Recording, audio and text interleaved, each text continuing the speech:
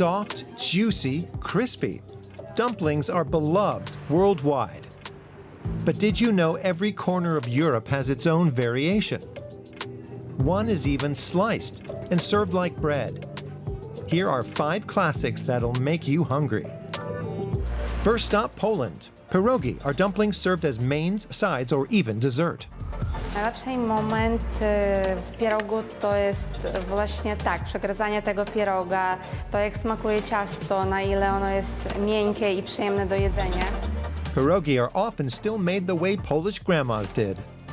W tym cieście mamy oczywiście olej, jajko, sól, mąka typu 450 i wrzącą wodę.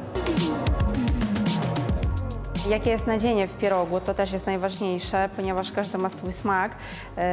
I połączenie ciasta z nadzieniem w pierogu to jest właśnie to, co musi poczuć każda osoba, która je pierogi. Zwijamy tego pierożka we dwoje i sklejamy palcami, przyciskamy z każdego brzegu, żeby nigdzie nie wystawał farsz. Now they go into boiling water for 3 to 4 minutes. Then toss in butter or oil and they're ready. One of the places now that we usually connect with pierogis are so-called milk bars. They originated in the early 20th century. You can find them still in those milk bars when you can have a portion for a few euros. Delicious, right? How about one more dumpling? For this one, let's head to Bavaria, Germany. Our second dough ball comes from Deggendorf, the town that was once saved by a dumpling. But more on that later. Curious what's inside this one? Let's find out in the restaurant Zur Knudelwerferin, the dumpling thrower. The chef shows us the ingredients: chopped dark and white bread rolls, red onions, eggs, white onions, milk, parsley, butter, salt, nutmeg, and pepper. Es war früher eigentlich eine Speiseresteverwertung. Das ist eigentlich die Erfindung oder der Grund, warum man Knödel gemacht hat. The secret of the Deggendorf dumpling is that it consists of 2 types of dough. The white one is hidden inside the dark one. Und jetzt schön drehen, damit man das so verstreicht, dass eben keine Risse drin sind. Wenn das Wasser reingeht, dann fällt er auseinander. Boil them for 5 minutes, then simmer covered on low for 15 minutes.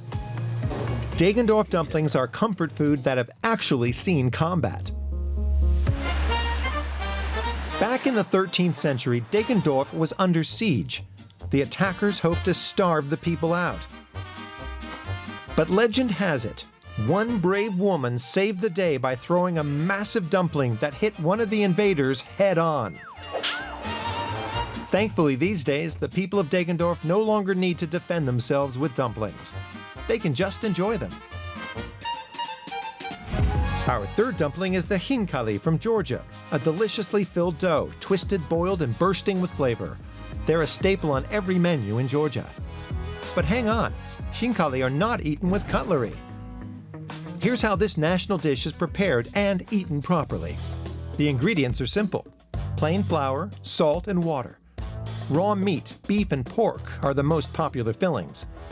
Add to that a mix of herbs and spices.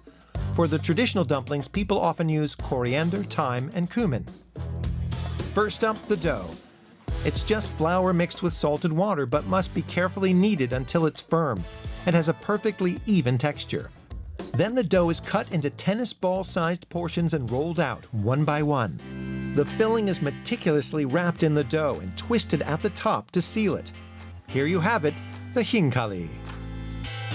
ვიღებთ ხინკას და ის ნახეთ ხინკას სწორედ ამიტომ აქ ეს ზემოთ ეს გაკეთებული რომ ხელით რომ ხინკალი ხელით იჭმება მთელი ფილოსოფია რაც არის ხინკლის რომ ეს ჩავკბიჭოთ ისე რომ წვენიც აი როგორც კარგი ბულიონი მივირთვათ აი ხორცი და ეს ყველაფერი ესე უნდა დავიჭიროთ რომ ჩვენ ნამდვილად ტრადიციულად ქართულად მივიღოთ ხინკალი.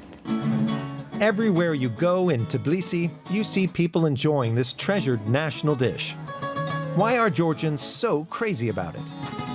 Սունի ნიანი რაღაცა ცხელი, გემრიელი. სასწაული საჭმელია რა. There you have it. Khinkali made the true Georgian way. Enjoy. Stop number 4, Stuttgart. When in southwestern Germany, try Maultaschen. These hearty pasta pockets are Swabian comfort food.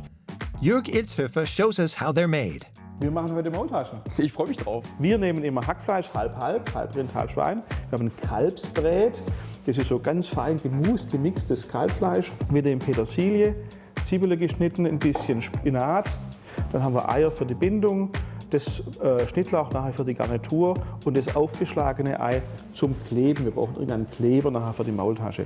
Und wir brauchen Brötchen. Put the ingredients for the filling in a large bowl. Finally add soaked breadcrumbs and then mix everything up nicely. The prepared dough is turned through a pasta machine several times until the dough is nice and flat. Bewegen wir es hierher. Place the filling on 1/3 of the dough.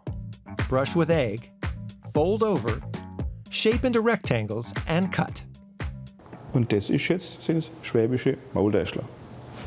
Da haben wir hier schon eine Gemüsebrühe beim Kochen und da legen wir die jetzt rein. After 10 minutes, they're ready to enjoy. Oh wow, cool. For our 5th dumpling, we'll head to the Czech Republic. For centuries, dumplings have been essential here. The oblong bready knegliki are a Bohemian classic. Du kannst dein Rezept nicht ändern, weil es ist einfach für alle so heilig. Das macht niemand. Böhmische Knödel bleibt böhmische Knödel. The basic recipe is quite simple. It starts with flour, then warm milk, 2 eggs, fresh yeast, salt, sugar, and stale bread. The breadcrumbs are added in later. First, mix all the other ingredients and knead the dough to the proper consistency. Only then stir in the breadcrumbs. After that, the dough roll is boiled. After cooking, Bohemian dumplings are traditionally cut with thread. If you cut it with a knife, you squeeze the dumpling and it would flatten the warm dough. They're served with goulash, duck, or roast beef. The finger-thick, light and fluffy dumpling slices complement hearty dishes. 5 delicious dumplings, 5 traditions. Which one made you most hungry?